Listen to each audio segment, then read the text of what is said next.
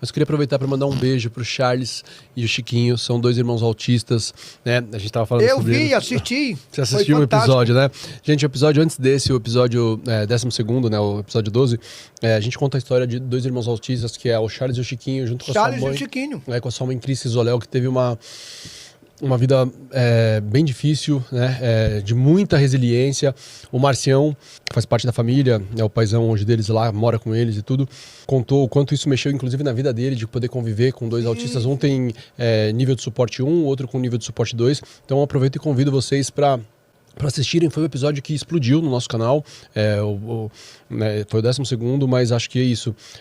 Como vocês falaram, aumentou muito, muita 20%. gente, né?